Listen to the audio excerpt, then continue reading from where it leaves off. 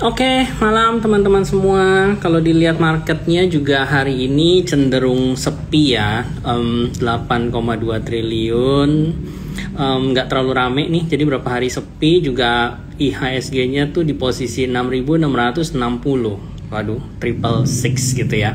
Kalau dibilang apakah sudah mendekati bottom, boleh dikatakan sebenarnya angka 65-an sampai 66 itu level safe ya. Kalau kita bilang kan IHSG masih ranging aja di angka antara 66 sampai 69 gitu kan.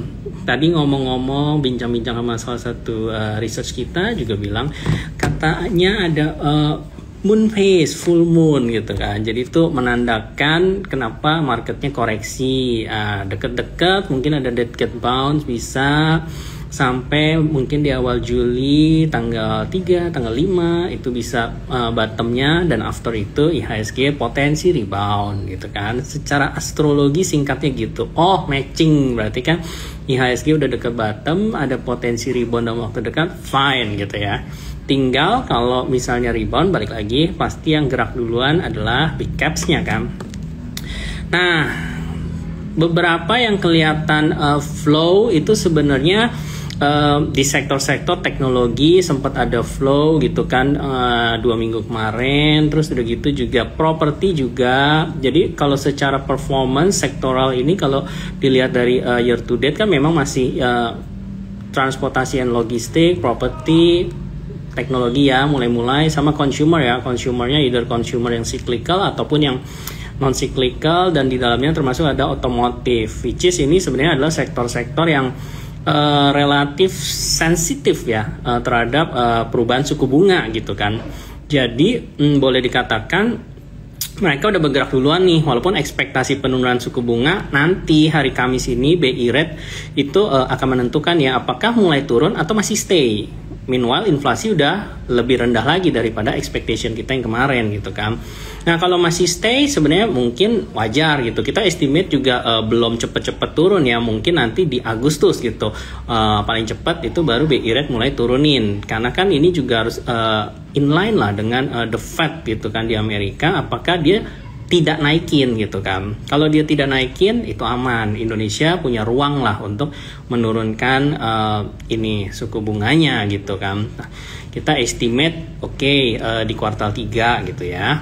Dan tadi juga benar ini kan mendekati akhir kuartal 2 ya, Juni. Jadi seharusnya company-company ini udah mulai kelihatan nih performanya sebenarnya kuartal 2 tuh lebih baik atau enggak. Memang di situ ada lebaran tuh. Ada beberapa yang justru penjualan melonjak karena lebaran, tergantung barang jualnya ya, atau yang justru terhambat. Misalnya terhambat ya mungkin kayak construction gitu kan, semen yang related ke sana itu kan sempat libur gitu ya istilahnya. Nah itu kan mungkin ada pengaruh off-nya dulu. Nah itu dilihat nanti kira-kira performanya seperti apa. Nah jadi nanti mungkin yang bagus itu ya bisa membuat itu pricing dan akhirnya rebound gitu ya. Karena di beberapa tadi Warsita juga bilang nunggu rilis Q2 yaitu ada benarnya juga gitu kan. Oke, nah di saat orang mungkin perhatiinnya lebih ke sektor-sektor yang tadi ya favorit yang properti atau relative suku bunga gitu kan. Nah beberapa yang justru orang tinggalin kan sebenarnya sektor komoditi ya. Komoditi orang bilang ya udahlah udah lewat gitu, flow-nya juga udah berpindah gitu. Sebenarnya the good time to invest adalah in bad time, kira-kira gitu kan. Ketika orang nggak perhatiin, ketika itu murah, ketika itu turun, ya itu seharusnya as an investor kita justru itu waktunya kita melihat mana sih yang under value gitu dengan perubahan makronya, tapi ternyata ini market mempunish lebih dalam gitu kan. Nah barang-barang apa yang seperti itu, itulah yang di-collect. Ketika nanti udah marketnya good time lagi, justru itu yang ya kita profit taking gitu kan. Memang tipe-tipe invest seperti itu kan takes a longer time gitu. Jadi memang itu kayak swing lah ya. Istilahnya juga kita ngumpulin beberapa saat, beberapa kali, berapa tahap gitu ya. Mungkin juga nggak langsung all in tapi nyicil. Nah itu metode yang sebenarnya terbukti berhasil gitu. Or unless memang kalian yang paham dan ikutin banget technical, either chartnya daily atau hourly gitu kan. Nah itu boleh sih. Kalau scalping ya itu metode yang berbeda lah. Nah kalau sekarang ngomong-ngomong tentang komoditi, kenapa komoditi ini menarik? Karena sebenarnya gue lihat lagi kan dolar USD itu udah kepala 15.000 lagi ya. Tadi sih terakhir sempat lihat 15.010-an gitu. Which is sebagai negara penghasil komoditi sebenarnya kan kita mostly diekspor. Nah, ekspor itu pendapatannya kan dalam US dollar. Ya, secara mata uang selisih kurs itu bisa jadi diuntungkan karena semua komponen biaya itu kan cenderung lokal ya kalau pertambangan, dan semakin besar revenue dari ekspor dan semakin lemah US dollar itu istilahnya, itu sedikit banyak akan menguntungkan bagi perusahaan-perusahaan tambang misalnya. Nah, jadi kita lihat sekarang kalau seminggu terakhir ya aku perhatiin sebenarnya CPO oke, agak naik gitu ya karena pengaruh El Nino gitu, dan ya kemungkinan akan langka gitu kan productionnya. Cuman CPO kan sektor yang agak jarang ya, kalau kita udah sering bahas berapa kali gitu kan, cukup jarang gitu dilihat. Tadi ada yang mau bahas NSSS, sebenarnya secara teknikal sih oke, tapi secara fundamental nanti ya kita bahas. Nah, kalau misalnya satu komoditi apa yang justru kita pantau kan yang memang masih kepake gitu, hanya saja mungkin saat ini itu orang ya tinggalin dulu sehingga harganya turun. Satu hal yang menarik yang untuk kita bahas itu sebenarnya harga nikel, karena dia seminggu terakhir juga kan dari 20.800-an gitu ya US dollar per ton, terus sekarang 22.500-an, tapi dia sempat sebenarnya sampai 23.000 kemarin itu. Jadi tanpa disadari pelan-pelan itu dia udah mulai naik hampir 10% tuh gitu kan, termasuk saham NCKL juga mungkin teman-teman perhatiin naiknya lumayan tuh. Nah, kemudian nyambung lagi nggak nih? Oke.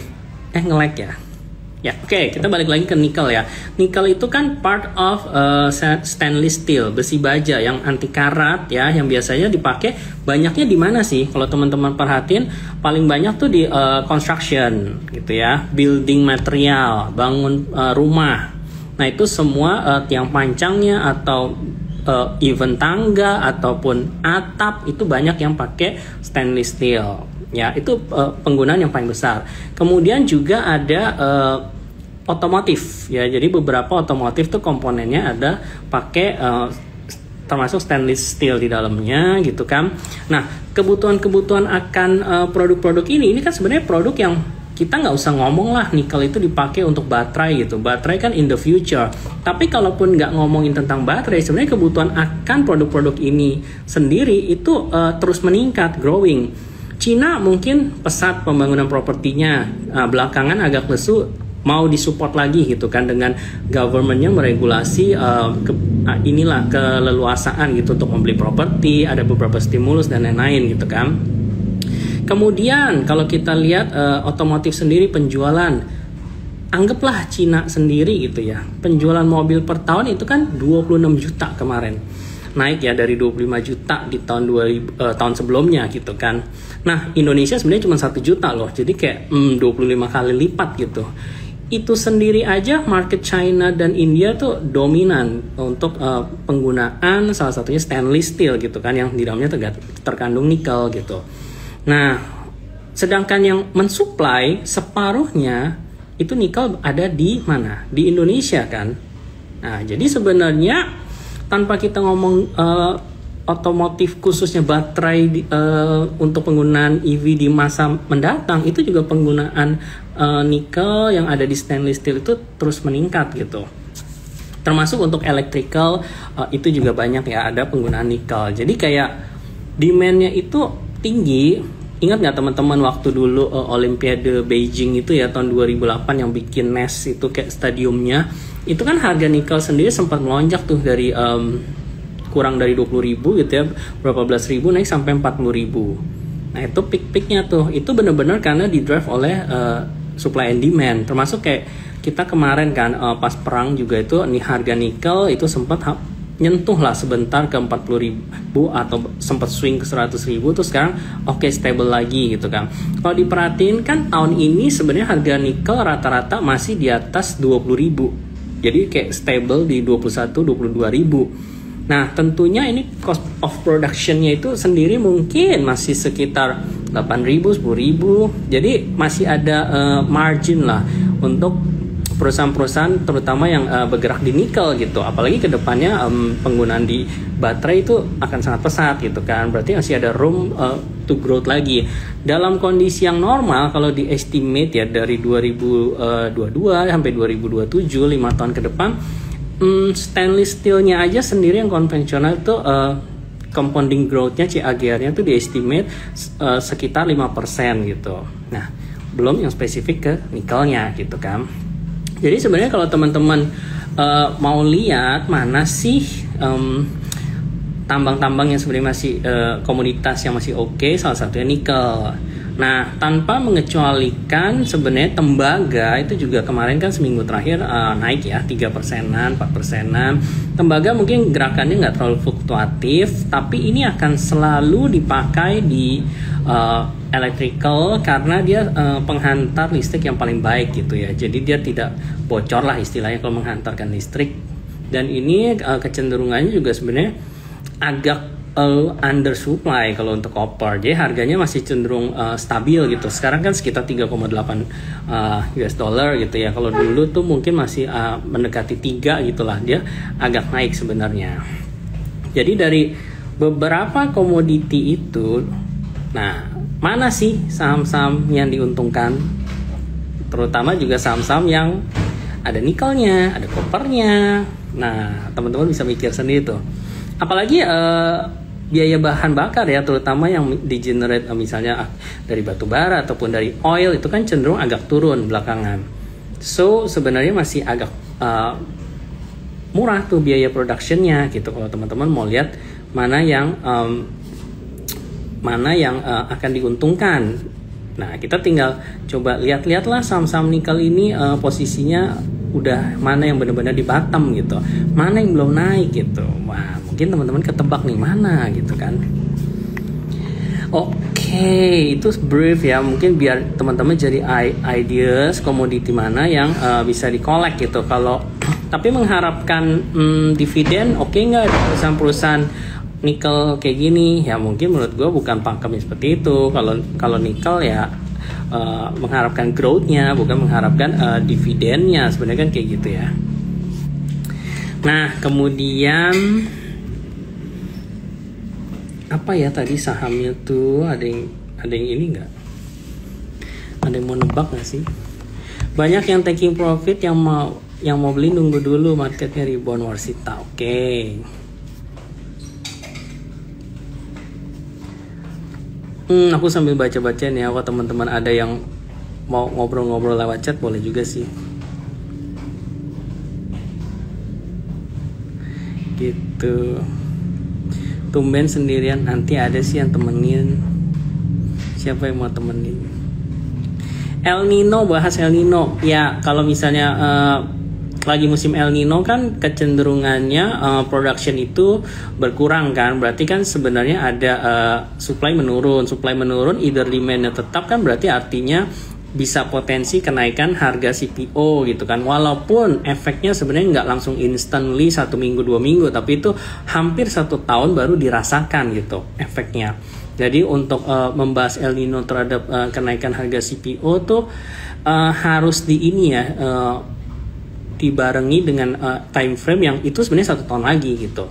Dan kalau misalnya harga minyak mentah belum kemana-mana sih, agak stabil di $71 gitu ya, tapi kan dengan adanya OPEC, apakah dia akan meng-cut productionnya itu kan kemarin 1 juta barel per day, sedikit banyak ini akan mengurangi supply lagi, which is harganya at least antara itu naik atau enggak harga minyak mentahnya kan. Nah ini kan CPO minyak mentah mungkin bukan, bisa dikatakan bukan barang substitusi yang benar-benar substitusi, tapi itu sedikit banyak akan seiring sejalan lah, ada korelasinya. Kalau harga minyak yang satu naik, minyak mentah naik, CPO juga bisa potensi naik gitu. itu untuk El Nino-nya. Oh rame nih Effendi sama window glasses. Pada curhat apa tuh? Market akan sepi hingga hari raya Idul Adha, kata Martley. Bisa jadi make sense karena tadi sempat terpikirkan juga itu kan akhirnya long weekend ya, dari minggu depan Rabu, Kamis, Jumat gitu kan. Marketnya akan sepi, mungkin ada orang yang cenderung untuk mengamankan posisi gitu karena nggak tahu apa yang akan terjadi kan over the weekend di luar negeri gitu kan, marketnya akan seperti apa. Jadi mungkin akan mengambil posisi yes gitu, posisi jual jadi amanin dulu. Tapi yang kita lihat gitu ya, positifnya adalah sebenarnya ini bisa ngedrive perputaran ekonomi nih, karena tadi aja teman-teman udah pada langsung searching kan tiket-tiket pesawat gitu kan. Waduh hari Rabu berapa nih ke Bali, kemana, ke Jogja gitu kan. Itu aja udah satu hal bisa ngedrive ekonomi sebenarnya gitu. Nah kemudian kalau jalan-jalan kan pasti makan lah, nginep lah, transportasi lah, ke tempat wisata lah, belanja lah, oleh-oleh. Nah itu semua kan akan menjadi pergerakan ekonomi gitu, which is good gitu. Di level bawahnya itu uang akan semakin banyak gitu, UMKM akan diuntungkan. Mungkin the bad side-nya itu ya inflasi, apakah benar-benar akhirnya melonjak gitu. Tapi kalau diperkirakan itu juga harusnya kan kalau dari pariwisata itu nggak terlalu signifikan gitu, asal kita bisa, yang penting jaga pengendalian harga-harga bahan pokok, itu yang paling kontributnya lumayan gede kan ke inflasi inti gitu. Nah ini juga kebetulan musim liburan juga anyway, jadi sebenarnya justru kita senang sih kalau perputaran uang itu banyak di level menengah ke bawah, yang which is sekarang mungkin dikatakan kan belum se-strong level yang menengah ke atas ya. Yang menengah ke atas kan udah tercermin dari ya itu produk-produknya kan, orang menengah level menengah atas kan akan belinya MAPA lah, produknya MAPI lah gitu kan, MAPB gitu kan, Asus gitu, bahkan dia same store sales growth-nya triple SG-nya itu juga udah naik 1%-an gitu. Nah cuman yang menengah ke bawah nih itu yang kok rasa-rasanya katanya masih kurang gitu kan. I don't know, apakah semakin mendekati pemilu gitu ya, pemilu masih ada bagi-bagi uang nggak? Nah gitulah kira-kira.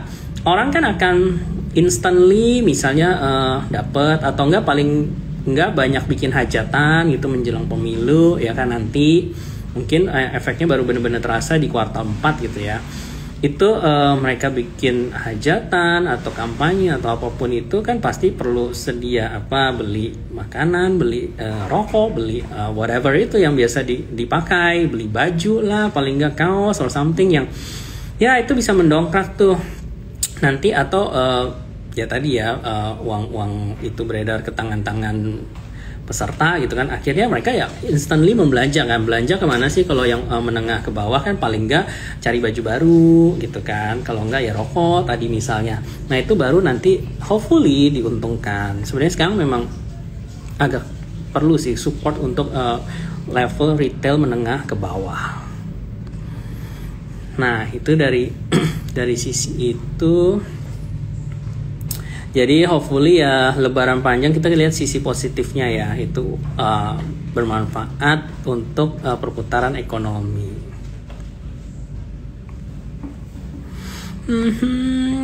Liburan ditambah iya. Pengaruh udara panas ke ice cream, kata My Journal. Ya siapa teman-teman yang demen makan es krim? Mungkin ya, dia pasti mau spill nih sahamnya nih, depannya C ya. Ya kalau es krim sih itu lebih ke apa ya, consumer yang permintaannya mungkin stable ya. Ada benarnya juga sih, kayak apakah misalnya I don't know ya, apa yang mendrive orang makan es krim tiba-tiba jadi pengen makan banyak. Karena gue bukan ice cream lover nih, jadi agak nggak relate. Cuaca panas mungkin. Oke. HK Cleo, kata Effendi. Biar segar ya minum ya, biar nggak panas dalam. Ini hari IHSG meriang, kenapa Koko, kata Leo. Ya tadi mungkin kalau relate ke ini ya astrologi kan tadi sempat dibahas moon phase full moon itu akan cenderung berdampak negatif ke IHSG. Tapi after itu harusnya udah mendekati bottom nanti. Karina Monanda, MDKA ada tapi kok outflow terus ya kok. Outflow ini maksudnya foreign outflow, asing ya jualan ya.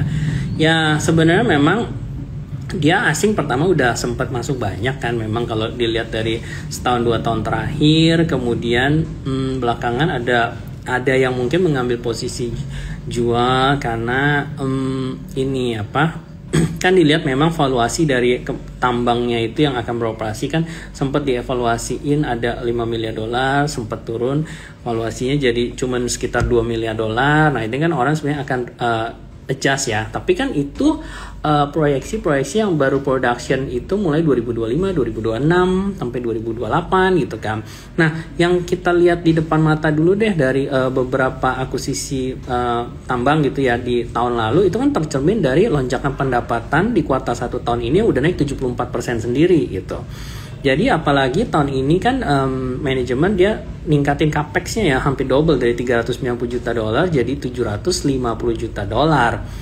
Ini hampir 2 kali lipat loh dia untuk kerjain 4 proyek besarnya gitu yang ya menghasilkan tembaganya otomatis naik, volumenya, nikelnya naik, terus dia ada juga contribute dari anak usahanya kan yang HPAL-nya diprediksi juga mulai jalan gitu kan dari MBMA.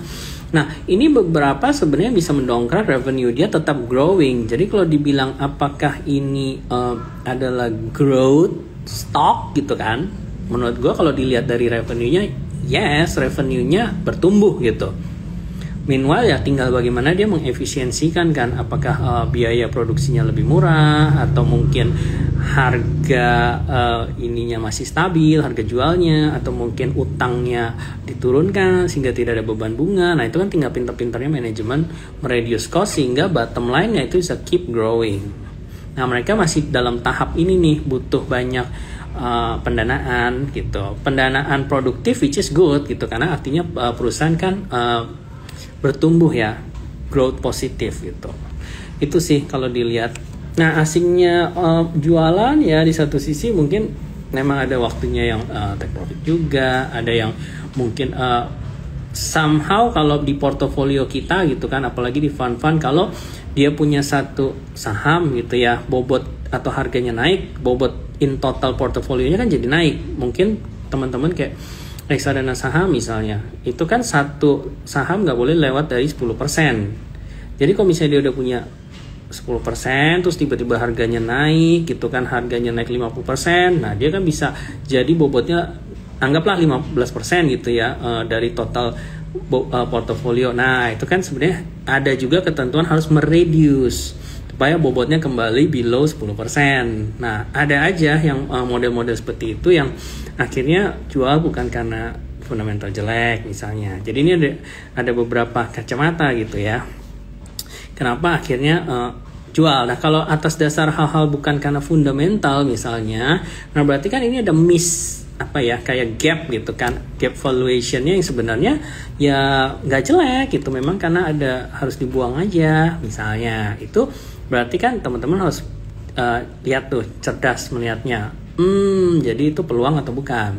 Nah kalau terakhir kita juga bisa lihat sebenarnya right issue-nya Merdeka itu di harga berapa sih? Terakhir kan 28.30, which is juga udah mendekati harga, kalau teman-teman lihat sekarang penutupan 29.10, itu kan udah tinggal dikit lah ya. Berarti teman-teman bisa beli seharga big player itu tuh yang kemarin masuk 5%-an, which is good deal nggak? Nah tinggal teman-teman melihatnya seperti itu.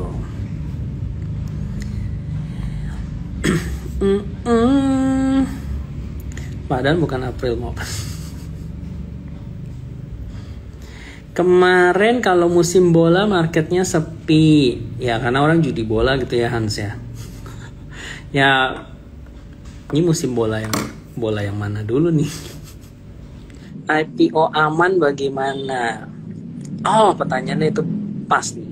Halo Bill, ini pertanyaannya pas nih Bill. IPO aman gimana? Lu ada pandangan nggak terhadap aman nih pertanyaannya nih? IPO aman ya. Oke, sebenarnya amannya Suaranya oke kan Jok? Ya, ya. Kalau amannya sebenarnya kalau kita lihat valuationnya ya kalau pakai buku 2022 sih sebenarnya termasuk yang murah ya Jok ya untuk apa aman. Cuma kan balik lagi tahun ini kan harga udah beda ya Jok ya, bukan kayak apa tahun kemarin lagi gitu harga-harga komoditinya juga. Nah jadi sebenarnya kalau aman ini again kalau orang tanya IPO aman sekarang kayak gimana itu udahlah ya apa semuanya sebenarnya kan IPO kan pengen kalau bisa cari cuan beli 2 hari listing lu jual gitu kan. Nah jadi sebenarnya kalau in terms of momentum sebenarnya amannya adalah momentum gitu kan. Dan apalagi sebenarnya kalau kita ngeliat ya untuk IPO ini kalau misalnya teman-teman ikut gitu ya penjahatannya harusnya lumayan ya Jok ya. Karena kalau kita berkaca ke MBMA sama NCKL yang IPO size-nya tuh gede itu kan kalau lu pesen di bawah 100 juta dapatnya lumayan besar ya. Kalau nggak salah 50% ya kan. Kalau di atas 100 juta juga dapatnya lumayan gede gitu kan. Nah jadi apa enak tuh buat teman-teman yang mungkin mau beli gitu kan. Terus juga ya mungkin mau langsung TP kayak gitu kan. Jual gitu kan. Nah tapi overall sebenarnya gua ngelihat aman ini kalau memang apa sukses IPO-nya Jok itu kan pasti ngebawa impact positif paling positif ke Medco Jok gitu karena Medco kan secara ownership itu ada sekitar 20%-an gitu ya jadi kalau amannya naik ya harusnya impact-nya positif lah gitu kan ke si Medco-nya gitu ya cuma jangan berharap ya mungkin kayak aman gitu ARA kayak gitu kan apalagi nih kita ngelihat kayaknya 3 IPO terakhir ini udah agak beda ya behavior ya Jok ya lately ya dibandingkan pada saat ARB masih 7% ya teman-teman ya. Mungkin teman-teman ngeliatin 3 IPO terakhir ini bisa dibilang yang pernah nyentuh sampai level ARA itu kan cuma 2 ya gitu ya. Itu satu yang kelas sama yang vektor kemarin ya sempat nyentuh ARA gitu kan. Jadi memang kalau kita ngelihat um, marketnya IPO masih menarik nggak? Sebenarnya masih menarik. Cuma mungkin teman-teman harus lebih ini aja, lebih pilih-pilih IPO-nya gitu kan. Dan kedua, mungkin jangan terlalu ngarep sekarang ARA terus ya Jok ya. Kalau dulu kan sekali IPO, waduh, 5 kali ARA mungkin baru kebuka gitu kan, atau kayak gimana. Nah jadi sekarang memang ya IPO-nya dibeli gitu kan, nggak usah terlalu ngapa ARA. Ya kalau memang tujuannya bukan buat invest long term atau gimana, ya langsung apa jual aja sih gitu menurut kita daripada nyangkut gitu apalagi kita lihat kalau mungkin tadi kan kita baca-baca komen ya kan ini kenapa ya marketnya lately gitu kan nah sebenarnya menurut gua market lately itu juga lagi sepi gitu ya satu itu karena liquidity-nya tuh lagi nggak ada terutama liquidity buyer Jok gitu kalau seller gua perhatiin seller tuh masih punya barang gitu kan tapi buyer itu udah pilih-pilih sekarang gitu kan stoknya mereka pilih-pilih.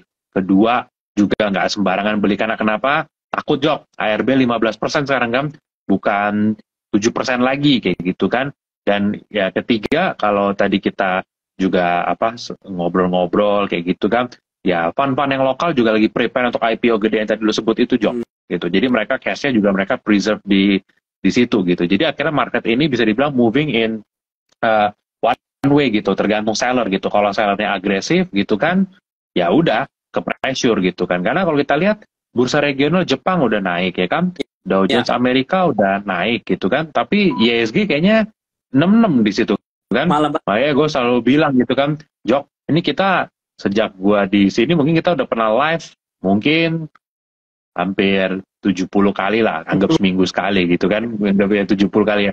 Tapi dari pertama kita live sampai sekarang ISG masih 667 aja Jok gitu, sampai kita udah run out apa explanation gitu kenapa ISG selalu di sini-sini aja kayak gitu kan. Nah jadi memang market kita tuh memang masih liquidity-nya masih lagi agak kurang ya lately ya, terutama karena mungkin orang lagi adjustment dengan ARB gitu kan. Nah cuma yang jadi pikiran kita cuma satu nih Jok, ini ARB 15 aja kan udah begini nih, ya kan? Ntar begitu September kalau nggak salah September kayak dilebarin lagi, wah itu dia tuh pasti akan lebih ini lagi ya, terutama di saham-saham yang apa small to mid cap ya, itu benar-benar akan berasa banget gitu dan apa kita rasa juga teman-teman juga bisa perhatiin lah ya market tuh sekarang lagi agak sepi. Ini gue cek berapa hari ini di broker ranking broker yang bisa dibilang broker yang paling gede lah Jok, broker retail yang paling gede itu transaksinya udah 2 hari terakhir di bawah 1 T bisa dibilang teman-teman. Jadi memang itu tuh berasa banget memang turunnya teman-teman. Jadi kalau teman-teman apa cuma gue mikir sepi ya marketnya, enggak, memang marketnya overall itu lebih sepi gitu, terutama yang retail teman-teman gitu. Oke, jadi sebenarnya mau aman atau IPO yang lain boleh diikutin, paling ekspektasinya main cepat aja lah, balik-balik itu lagi kan ya Bill ya. Iya, bener-bener. Gue sekarang jarang Cok dengar pertanyaan yang IPO ini kalau gue pegang hold buat setahun 2 tahun kayak gimana, nggak ada, semua cuma kira-kira naik berapa arah nih sekarang nih kayak gitu kan, cuma kayak gitu aja sekarang. Iya, begitu. Kok Jogi bikin hajatan dong, puset, hajatan apa nih? Ini sambil baca-baca komen ya. IC Diamond. Dampak resesi global terhadap bursa ini dari investment stock nih. Resesinya terjadi Bill menurut lo? Ya, kalau lu lihat di Fed punya dot plot yang terakhir minggu kemarin ya, mereka bisa bilang udah nggak expect resesi lagi sih tahun ini sih. Bisa dibilang mereka masih expect growth 0,% something gitu ya. Jadi tahun ini kayaknya nggak akan ada resesi gitu menurut mereka gitu. Dan menurut gua sih dengan lihat lately inflation kan udah mulai cooling down ya di US gitu, meskipun core-nya masih sticky gitu, menurut gua the Fed paling naikin 1 kali lagi, maksimum 2 kali selesai sih itu. Jadi 5,5 sampai 5,75 and then mereka stay gitu. Malah menurut gua sebenarnya ya, kalau the Fed itu masih naikin suku bunga, biasa artinya itu mereka merasa ekonominya masih kuat Jok untuk nahan. Yang biasanya jadi bahaya kalau mereka udah mulai start cutting rates gitu. Lalu kalau lihat ya, kalau mereka udah start cutting rates, biasanya itu justru barengan dengan market turun kencang. Contoh, pada saat tahun 2000-an mereka cutting rates. Pas mereka cutting rates, impact-nya malah market tuh bareng-barengan turun. Memang habis itu naik. Tapi kalau pada saat mereka mulai cutting, itu biasanya justru bakal turun marketnya. 2008 juga, pas the Fed agresif naikin suku bunga, marketnya naik-naik aja, ya kan? Karena dianggap market, berarti the Fed ngelihat ekonominya masih oke nih, gitu kan? Tapi begitu 2007 akhir ya, 2008 mereka mulai cutting rates, nah marketnya turun. Sama, gak usah jauh-jauh kayak COVID kemarin, gitu kan? Pada saat mereka mulai cutting rates, waktu itu gue ingat bulan Februari ya, kalau nggak salah Februari atau Januari mereka mulai cutting rates, apakah marketnya langsung naik? Enggak, justru market turun dulu sampai dalam. Market udah turun dalam, market udah expecting the worst, nah baru habis itu market naik. Jadi kalau buat yang bilang, kita harus berharap nih, the Fed turunin suku bunga ya, itu be careful with what you wish for gitu ya, karena itu salah satu yang menurut gue sih tidak berharap ngeliat itu gitu ya. Karena kenapa? Begitu dia udah turun dalam, ya memang nanti pasti naik, karena kan low rates gitu kan, environment-nya gitu kan, pasti nanti naik gitu. Tapi wah, itu drawdown yang akan dihasilin pertama kali, itu sih luar biasa sih turunnya sih biasanya gitu. Karena berarti apa? Menurut orang ekonominya udah nggak kuat, makanya the Fed itu cutting rates gitu. Nah, tapi ngomong-ngomong tentang penurunan suku bunga itu ya Bill, kan selalu ada pakem perbankan diuntungkan karena suku bunga kreditnya itu tetap, tapi suku bunga deposito atau tabungan turun. Nah, itu benar-benar mungkin 6 bulan, jadi pendapatan marginnya tebel nih, masih lebih tebal. Nanti baru pelan-pelan 6 bulan adjust ke yang marginnya tuh normal lagi. Menurut lo itu selalu benar nggak gitu? Memang terjadi nggak menurut lo? Ya, kalau kita akuin NIM di Bank Indonesia itu kan termasuk yang tinggi ya Jok ya. Meskipun udah berapa kali ada wacana, NIM akan dibatasi apa segala macam, tapi ya bisa dibilang dari pertama kita dengar tahun itu, pertama kali dengar tahun 2016, waktu itu gue masih ingat saham-saham bank langsung turun gitu kan. Sampai ini udah 2023, 7 tahun loh, gitu kan. Bisa dibilang ya nggak pernah gitu kan, NIM-nya ya bisa dibilang ya tebel-tebel aja gitu kan, kalaupun turun dikit gitu kan. Karena basically Jok, selama aturan yang nggak dirubah gitu ya, dan nggak ada benar-benar tegas gitu ya, dan orang-orang tetap keep taking the loan gitu ya, tetap minjem gitu kan, ya ibaratnya ada pasarnya gitu kan, tanpa gua harus development, ya ngapain gua harus ini kan NIM-nya gua ikutin gitu. Jadi menurut gua bener, setiap kali biasanya abis cycle rates itu turun Jok, biasanya wah itu justru bank itu lebih cuan, Jok. Karena kenapa? Ya benar yang lu bilang tadi, Jok. Deposit rate-nya sudah turun paling cepat gitu kan. Tapi suku bunga kredit lending itu masih berapa bulan setelahnya gitu kan, mungkin 6 bulan setelahnya gitu atau gimana gitu. Dan nanti pun begitu, tapi nanti kebalikan, Jok, begitu nanti suku bunga naik, wah paling cepet, Jok, langsung lu mungkin terima surat penyesuaian ya kan bunga kredit gitu kan. Nah, sedangkan deposito naiknya mungkin cuma berapa kayak gitu kan. Nah itulah bisa dibilang ya salah satu alasan kenapa NIM-nya tuh gede, dan yang bikin ISG dari dulu kan selalu bisa dibilang kan di drive sama bank stock kan, Jok, ya kan. Bisa dibilang kalau banking stock belum all time high, biasa indeks kita nggak bakal all time high kayak gitu kan, gitu. Oke, jadi ya ya balik lagi ya, itu pengaruh positif di fundamentalnya, di kinerjanya benar, tapi di harga sahamnya itu another thing, sekali lagi ya. Benar, betul. Beda. Nah, belum tentu literally ya memang bagus ya, mungkin pas turun baru kalian berpikir ini under value baru beli kan gitu ya konsepnya. Ya benar. Ini banyak yang ngomong Teguk nih, haus nih. Teguk apa nih, Bill? IPO Teguk lu ikutan nggak buat iseng-iseng? Ya IPO Teguk sebenarnya kalau lu bisa ikut ya kan berarti lu ikut di IPO gitu ya. Menurut gue ya interesting aja sih, Jok, menurut gue untuk lu ikutin. Tapi again kali ini teman-teman udah mungkin nggak bisa terlalu ngarep, oh ini bakal arah 5 kali apa 6 kali gitu. Kayaknya udah bukan zamannya lagi nih teman-teman gitu. Nah, jadi teman-teman juga harus perhatiin, buat gue dari dulu gue sebab era itu penting, Jok. Itu era itu maksudnya masa, environment itu penting. Contoh yang selalu gue bilang tahun kemarin, kalau tahun kemarin awal 2022 bank digital itu bisa dibilang profit kayak sekarang, wah itu pasti sahamnya udah arah, Jok, ya kan. Waduh, akhirnya dia profit gitu kan. Nah, karena eranya lagi mendukung gitu kan. Nah, tapi coba sekarang lu cek bank digital yang secara buku, waduh udah net profit, sama market udah nggak dipeduliin gitu kan.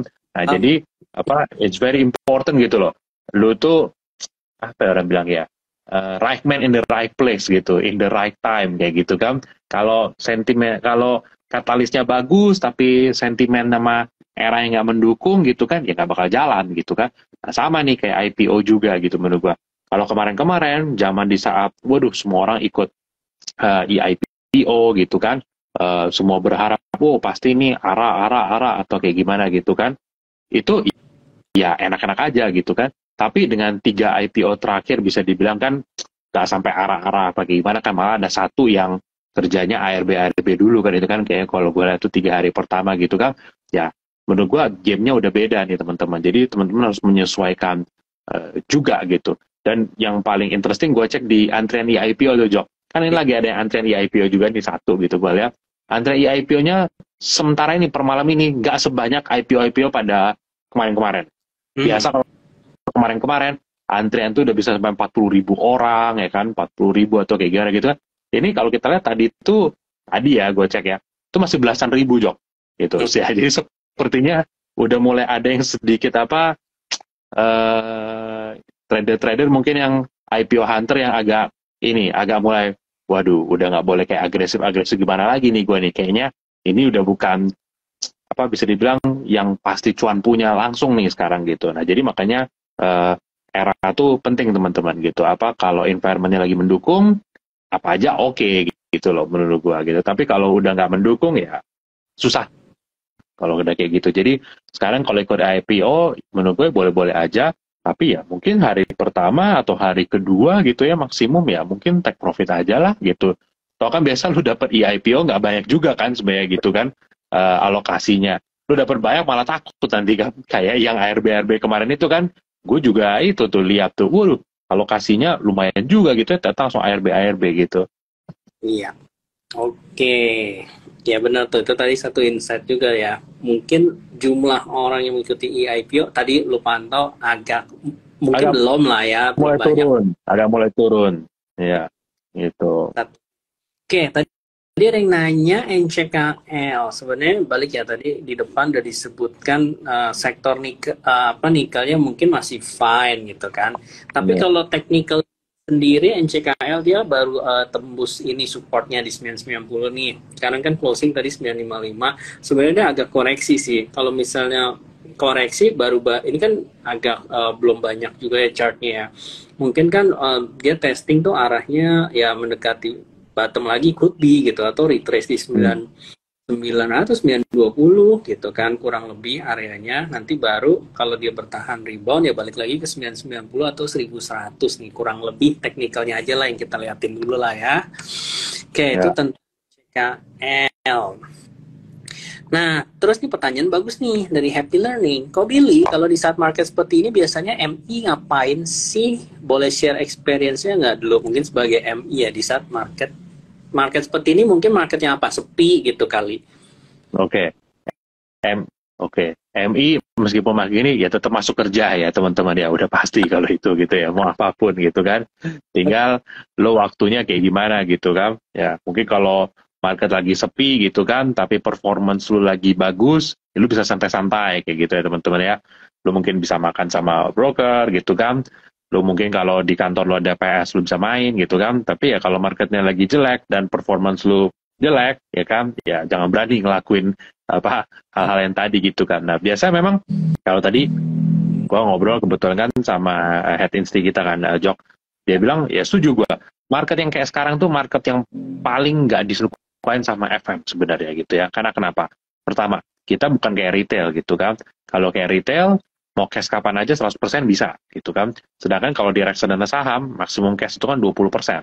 80% itu harus di saham. Jadi teman-teman bayangin, berarti teman-teman tahu, wah tsunami itu mau datang misalnya kayak gitu ya. Teman-teman nggak boleh kabur, cuma boleh siapin pelampung sebanyak mungkin gitu ya kan. Pokoknya bertahan kayak gimana caranya, apa gitu gitu kan. Nah sama seperti itu, MI itu begitu, karena cash kita maksimum cuma boleh 20%. Jadi bayangin aja kalau teman-teman punya portfolio 100 juta, tahu market mau turun misalnya, cuma boleh cash 20 juta, 80 jutanya harus stay di saham. Nah itu kan berarti harus mikirin kan, apa portfolio yang defensif mode tuh kayak gimana gitu kan. Satu. Kedua, market yang sekarang juga menurut gua pasti kita nggak begitu suka. Karena liquidity Jok, switching cost-nya tuh jadi tinggi. Ini switching cost bukan berarti switching kayak teman-teman beli reksadana gitu ya, bukan. Contoh, misalnya lo di portfolio run misalnya nggak usah gede-gede, kita pakai MI yang size kecil aja. Reksadana sahamnya mungkin let's say di bawah 100 M deh, anggap 100 M deh maksimal. Lu punya saham misalnya contoh, lu punya ASA misalnya, punya ASA ya teman-teman ya. Nah, saham bagus nggak? Teknikal lagi oke, ya kan? Ada ya selentingan-selentingan ini itu, ini kayak gitu kan. Wah kayaknya mantep nih ini barang ya kan, kalau selentingannya itu benar gitu kan. Lu beli misalnya 5M nih teman-teman, cuma 5% nih dari portfolio gitu kan, 5M. Pada saat lu beli Jok, lu ngangkat harganya ke atas nggak? Very likely. Dengan likuiditas yang kayak ASA gitu kan. Berarti untuk beli 5M lu butuh 40.000 lot. Sedangkan overnya ASA lu tahu cuma 2.000, 3.000 gitu kan. Lu beli kalau lu paksa hari itu jadi lu yang ngangkat ke atas gitu kan. Kalau lu beli terlalu santai, takutnya harganya naik, lu nggak dapat barang kayak gitu kan. Nah, ya kalau puji Tuhan lu beli abis itu langsung naik sih, ya oke gitu kan. Tapi yang jadi masalah adalah abis lu beli misalnya nggak naik nih, ya kan, lu udah punya asa 5M, belinya udah setengah mati nih, gitu kan. Tiba-tiba nih, lu dengar kiri kanan, ditelepon broker, and then you check with the chart, kayaknya bener nih saham bagus nih. Selain ini bukan asa ya, cash lu udah mentok nih, gitu kan, udah nggak punya cash lagi. Lu jadi mikir, waduh, ini sebenarnya nih saham kayak bisa lebih cepet nih dari asa nih, gitu kan. Tadi lu kebeli asa misalnya average 1.300 deh, kayak gitu kan, dan lu yang bikin asa narik gitu kan. Lu pikir lu mau switching kemana nih misalnya. Lu mau switching contoh ke, let's say, barang apa yang likuiditasnya mirip-mirip. Oh, misalnya lu mau beli ini kayak ESA misalnya, ya kan lu mau beli ESA nih, gitu kan. ESA satu papan kurang lebih 20.000 lot, 30.000 lot gitu juga kan, atau ya kurang lah dari itu gitu kan. Lalu pikir, udah lah, besoknya lu pikir gue jual deh ASA gue yang kemarin belinya udah setengah mati, bener nggak? Lu misalnya dari harga 1.250 lu tarik sampai 1.300 akhirnya karena lu beli agresif kan. Sekarang gantian nih, lu harus switching kan, lu jual lah itu tuh apa si ASA. gantian. Lu kemarin narik, hari ini lu jual ke bawah tuh, bantingannya ke bawah kan. Jadi sebenarnya lu udah kalah belum, Jok? Sudah kalah tuh, karena lu beli kan average-nya jadi apa, buang average-nya jadi bawah. Terus lu masuk lagi ke saham yang likuiditasnya bukan kayak BRI gitu. Jadi pada saat lu beli 5M lagi, lu mungkin narik ESA-nya naik, Jok. Kayak tadi itu, misalnya ESA pas ada yang dibuang dikit aja kan turunnya tadi kan lumayan gitu kan. Lu beli misalnya 5M, lu bikin ESA misalnya naik 4%, misalnya kayak gitu kan. Nah, akhirnya kalau kayak begini, switching cost itu tinggi loh, gitu kan. Jadi, yang harusnya lu jual dapat duit 100, tapi kan liquidity nggak cukup, lu jadi dapat 95 doang duitnya. Terus lu plan beli sebenarnya dengan harga segini cepet, karena lu beli ke atas, jadinya 105. Jadi, di situ aja dulu udah kalah tuh, spreadnya gitu. Jadi, lu bingung, kenapa gue bisa switching portfolio gue malah turun ya, gitu kan. Ya itu, karena switching cost-nya tuh menurut gue jadi tinggi gitu kan. Ini kita ngomong fee transaksi ke brokerage gitu ya teman-teman. Ini purely karena itu aja. Mungkin teman-teman pasti yang duitnya udah lumayan berasa lah. Kalau udah punya duit mungkin 2-3 M atau ke atas gitu, dan teman-teman main barangnya tuh all in biasa gitu, itu pasti berasa. Kalau beli harus HK ke atas, jual haki gitu kan berapa lantai, itu pasti portfolio langsung minus tuh. Karena apa? Switching cost-nya jadi tinggi gitu. Nah jadi makanya itulah kenapa mungkin sekarang, Jok, FMFM selain simpen cash buat aman, juga FMFM lagi stay ini dulu, stay nggak ngapa-ngapain. Karena buat mereka ngapa-ngapain aja bisa salah jadinya, Jok, ya kan?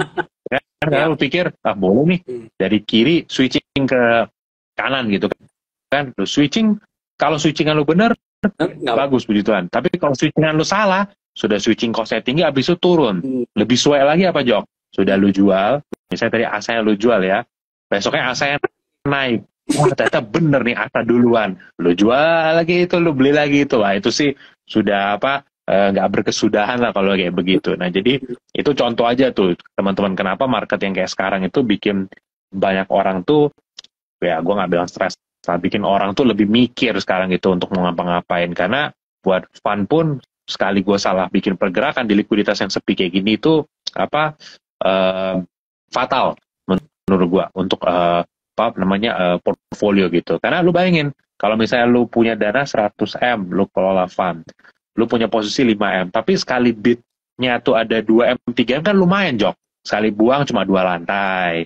Mau beli 5M, 2 lantai. Oke lah, masih bisa diterima gitu kan, switching cost-nya kayak begitu kan. Tapi kalau buang butuh 4-5 lantai atau lebih, mau beli lagi juga 5 lantai lagi, wah itu ibaratnya switching aja kalah, Jok. Jadi mendingan nggak usah ngapa-ngapain, mungkin mereka pikir gitu loh. Ya, jadi itu relate ke sebenarnya average price yang lu beli dan lu jual ya. Bener. Itu kemungkinan sepi ya lu akan mendapatkan harga average yang kurang baik, karena bisa jadi ada gap, selisih gitu pas mau switching gitu ya. Iya. Ya benar, mungkin yang mirip sama ASA menurut gue Tugu lah liquidity-nya. Lu bayangin, Jok, kalau lu dari ASA ke Tugu 5M, ya kan, jual ASA 5M kaki ke bawah, beli Tugu naik ke atas. Terus besok lu mikir, salah nih gue nih, lu jual lagi Tugu, lu beli lagi ASA, wah itu sih udah kelar dah kalau kayak begitu. Nah, ini lanjutannya nih, di challenge nih sama Panda Magic nih, Bill. Kalau kayak gitu kenapa nggak big cap aja, yang keluar masuknya gampang, likuiditasnya tebal. Karena balik lagi satu, nggak semua big cap kan lagi in a good shape ya. Maksudnya nggak semua big cap lagi bagus ya, teman-teman, satu gitu kan. Big cap itu kan nggak semuanya tuh sektoral tuh bagus gitu kan. Contoh misalnya banknya bagus ya kan, terus telekomunikasi misalnya lagi jelek. Gak mungkin lu paksain diri lu beli telekomunikasi itu sampai tinggi gitu karena cuma for the sake of, yang penting gue keluar masuknya tuh gampang kayak gitu kan nggak gitu juga. Dan harus diingat juga, portfolio satu saham di MI itu cuma boleh 10% maksimum kan per fund, yang tadi lu bilang itu kan, Jok, gitu. Kecuali di syariah bisa 20% gitu kan. Tapi satu saham maksimal 10% gitu. Jadi bukan kayak teman-teman, kalau teman-teman kan punya duit 100 juta, mau all in di satu saham, boleh nggak? Boleh. Di MI, di reksadana nggak boleh kayak gitu. 100 juta maksimum 10 juta per saham gitu kan. Kalau sahamnya naik melebihi 10%, lu harus ada batasan berapa hari lu harus jual, itu balikin lagi ke bawah 10%. Pokoknya tadi lu bilang di awal tadi, Jok, yang pas di awal lu live itu bener banget tuh teman-teman. Jadi kenapa nggak semua di big cap aja? Itu tadi jawabannya. Pertama, nggak semua big cap bagus. lu nggak mungkin beli big cap cuma karena liquidity gitu kan. Pasti lu juga pengen beli saham yang naik dong gitu kan. Lu kalau mau beli saham yang tiap hari cuma rame-rame doang gitu, ya lu lihat aja tuh tiap hari top 10 ada kan saham 3 biji tuh yang kayaknya kerja tiap hari liquid terus, tapi lu nggak tahu itu company apa gitu kan. Terus ya itu tadi yang kedua gitu loh, apa, satu saham tuh ada batas maksimalnya teman-teman gitu. Ya, benar. Jadi ya itu ya tadi ya, lu nggak bisa maksa juga, kecuali memang MI-nya memang style dia di LQ45 mungkin ya, indexing, tapi konsepnya lebih ke indexing lah ya, reksadana index. Oke, tadi sempat jelas baca yang menarik juga sih, itu ada yang nanya tentang IMPC, Bill. IMPC ini kan sebenarnya dia bagi saham bonus ya, terakhir kalau gue lihat 10 batu. Jadi harganya kan dari jadi 410 gitu ya. Cuman pertanyaannya mungkin nih teman-teman yang belum tahu dulu, kenapa sih dia harus dalam bentuk saham bonus gitu? Misalnya kenapa nggak dividen atau apa? Nah itu apa pertimbangannya modelnya seperti ini? Ini kan which is agak jarang ya yang menerapkan saham bonus seperti ini gitu, emiten. Ya, memang setahu gue saham bonus tuh agak jarang ya Jok ya. Gue juga sebenarnya gue sempat mikir apa IMPC itu gue pikir stock split loh. Gue pikir stock split 1/10 gitu kan. Tapi pas gue lihat grafiknya, kok nggak make sense ya. Maksudnya nggak masuk harga kumnya. Harga kumnya kemarin 3.900, kok opennya di bawah gitu kan dirinya kan gitu. Gue bilang ini kayaknya bukan stock split nih kayak gitu kan. Terus tadi gue ngobrol-ngobrol, ternyata oh saham bonus.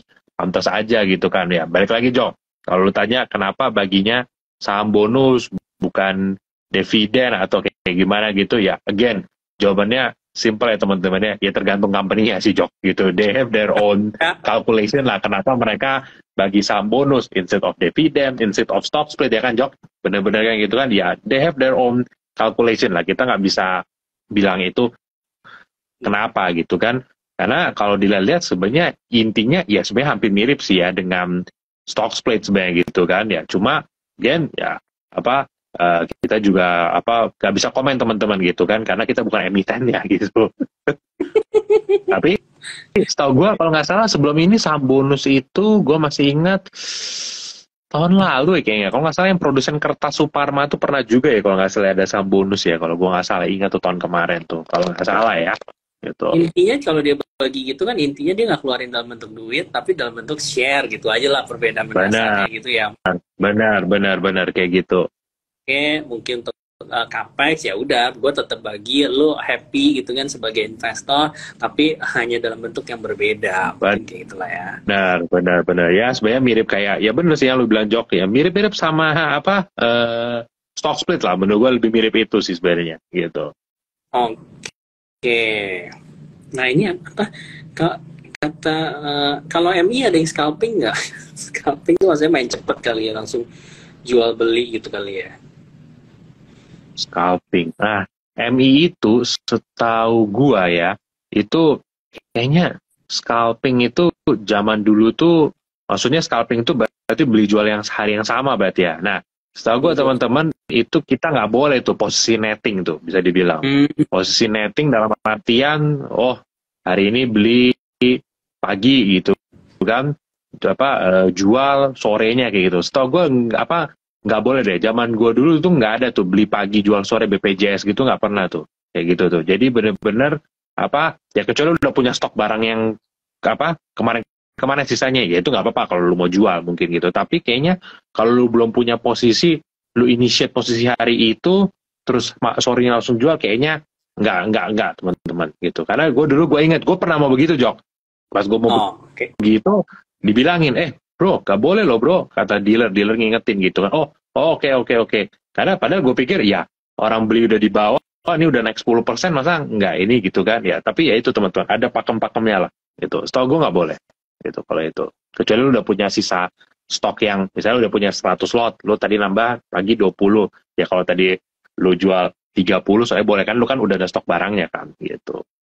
Ya, jadi sebenarnya teman-teman ya mengelola reksadana gitu ya oleh fund manager ini sebenarnya regulasinya cukup ketat gitu, semua diatur. Jadi reksadana itu makanya termasuk produk yang aman gitu. Dan meanwhile keuntungannya juga tadi ada yang nanya fee-nya rendah. bukan fee-nya juga rendah sih, tapi pajaknya juga even dia bukan objek pajak. Jadi sebenarnya teman-teman yang membeli reksadana sebenarnya ada keuntungan gitu karena jadi dia nggak dikurangi pajak kan, which is potensi return-nya jadi lumayan lah gitu dibandingkan mungkin kalau deposito obligasi dan lain-lain itu kan kena pajak seperti itu ya. Teman-teman bisa loh beli diterima juga. Ada 150 lebih produk reksadana, MI-nya ada 25 MI yang berbeda. Jadi itu ada produk-produk unggulannya apa aja. Teman-teman bisa langsung buka tuh. Kalau yang belum punya rekening reksadananya, bisa cara aktivasinya gampang.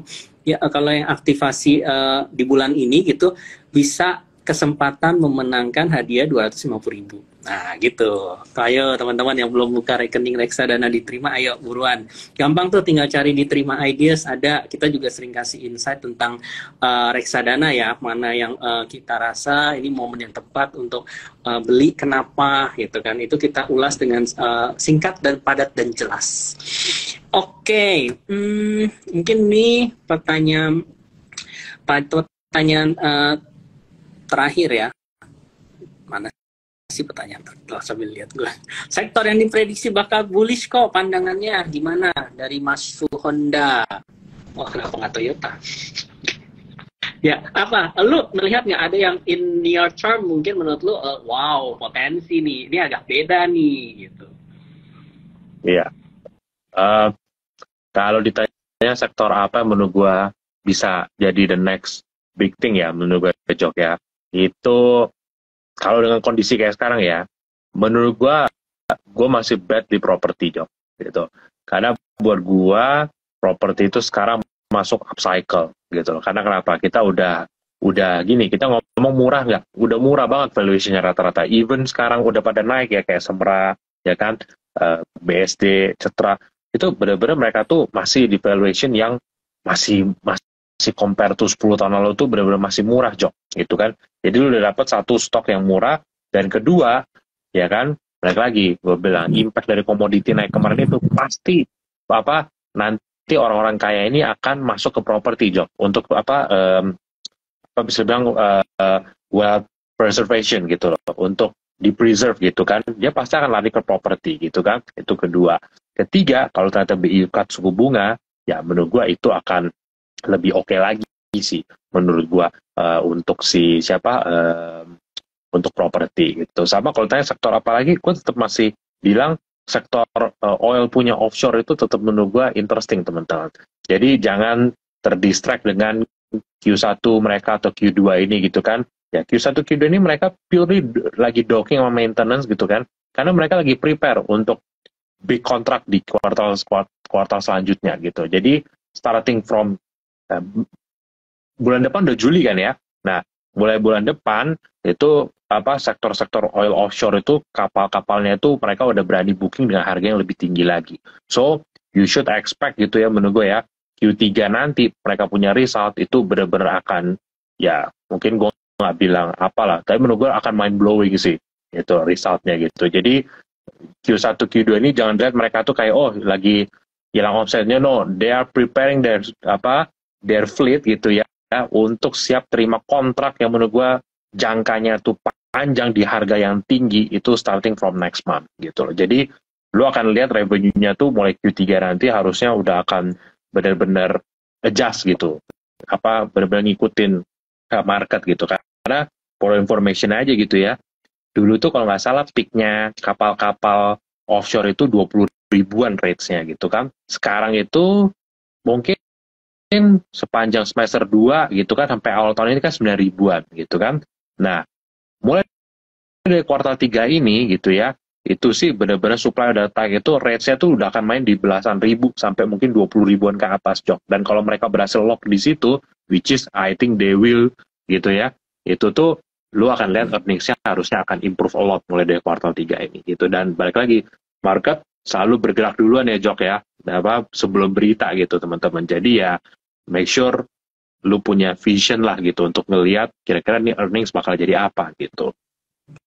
Oke, karena balik lagi, sebagai penutup aja, era itu penting yang tadi gue bilang, Jok. Era yang penting itu apa? Kalau saham, sektornya itu belum overcrowded, dan lu beli pada saat dia upcycle, berita bagus sedikit aja itu bisa bikin harganya naik kencang. Ya kan? Any improvement labanya, mungkin labanya turun QOQ, tapi orang bilang wah masih naik nih sebenarnya gitu kan, cycle-nya itu saham bisa naik. Tapi kalau lu beli saham yang sektornya udah overcrowded, ya kan, terus juga sektornya udah mulai turun, ya kan, percayalah, dikeluarin sentimen sebagus apapun biasa berat naiknya, Jok.